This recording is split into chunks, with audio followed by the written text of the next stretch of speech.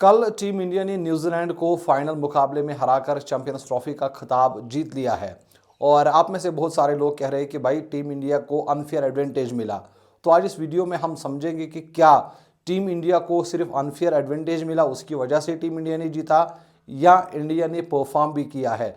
सबसे पहले अगर आप देखें तो अभी तक जो टीम इंडिया है वो अनबीटन थी चैंपियंस ट्रॉफी में। लगातार उन्हें 5 मुकाबले जीते हैं। ना ही ऑस्ट्रेलिया हरा पाई, ना ही न्यूजीलैंड इंडिया को हरा पाई, और ना ही पाकिस्तान इंडिया को हरा पाई है।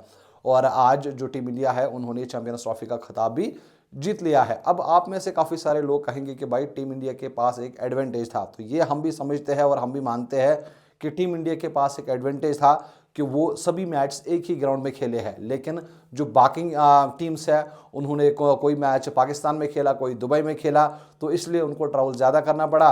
और दूसरी तरफ से जो टीम इंडिया है वो एक ही ग्राउंड में थी और वहाँ पर ही तमाम मुकाबले उन्होंने खेले हैं।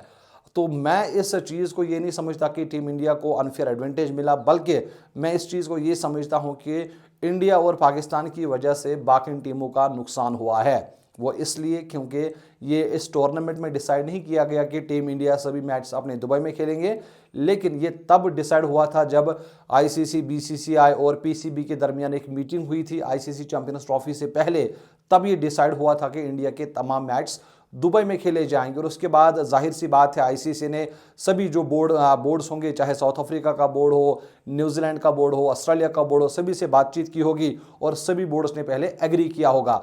तो अगर वहाँ पर उस टाइम पर वो ऐतराज़ जताते कि भाई नहीं, हम इंडिया को एक ही ग्राउंड में नहीं खेलने देते, तो फिर हम कह सकते थे कि अनफेयर एडवांटेज था। लेकिन अब आप ये कह सकते हैं कि इंडिया और पाकिस्तान की वजह से दूसरी टीमों का नुकसान हुआ है, खासकर न्यूजीलैंड का नुकसान हुआ है। न्यूजीलैंड का नुकसान इसलिए हुआ क्योंकि वो पाकिस्तान में काफ़ी टाइम से खेल रहे हैं और पाकिस्तान के पास, मतलब अगर आप देखेंगे इस वक्त पाकिस्तान में वो जहाँ पर भी खेलते हैं हर मैच में वो 300 साढ़े 300 रन बनाते हैं और वहाँ की कंडीशंस को वो अच्छी तरह से समझते हैं।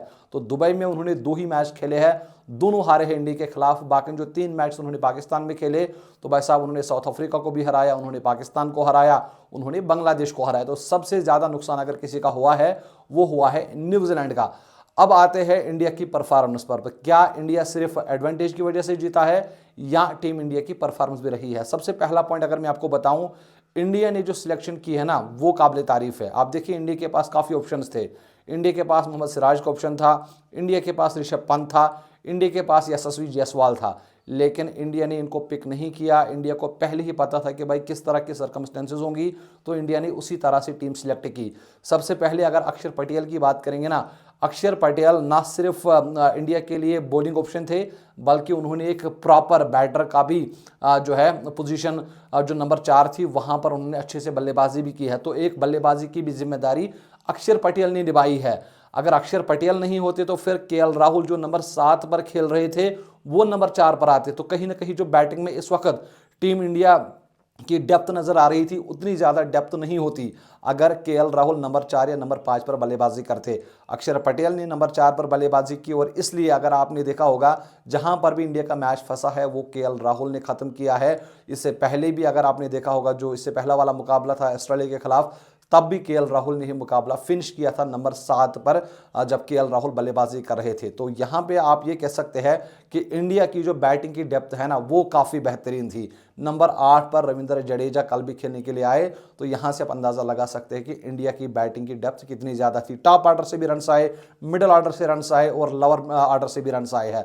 और सबसे जो मेन रीज़न मैं समझता हूँ ना कि इंडिया ने चैंपियंस ट्रॉफी जीती है वो था इंडिया की स्पिन। इंडिया के पास 4 स्पिनर्स थे और हर मुकाबले में 30 से 35 ओवर स्पिनर्स ने डाले हैं। सिर्फ इंडिया के पास क्वांटिटी नहीं थी बल्कि क्वालिटी भी थी। अब देखिए 2 स्पिनर, एक अक्षर पटेल, एक रविंद्र जडेजा, ये प्रॉपर ऑलराउंडर्स है। मतलब ये गेंदबाजी भी करते हैं और साथ ही साथ ये बेहतरीन बल्लेबाजी भी करते हैं।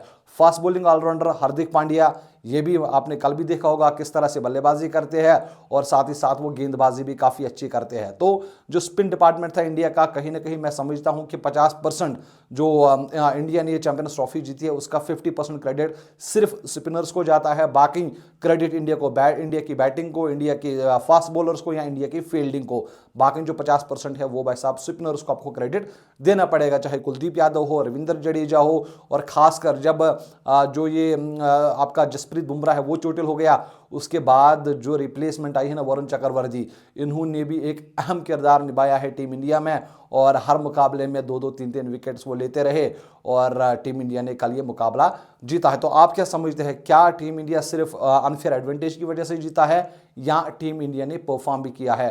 आप मुझे अपनी राय ज़रूर कमेंट्स में दीजिए। आप मुझे इजाज़त दीजिए, आप अपना बहुत सारा ख्याल रखिएगा। अल्लाह हाफिज़।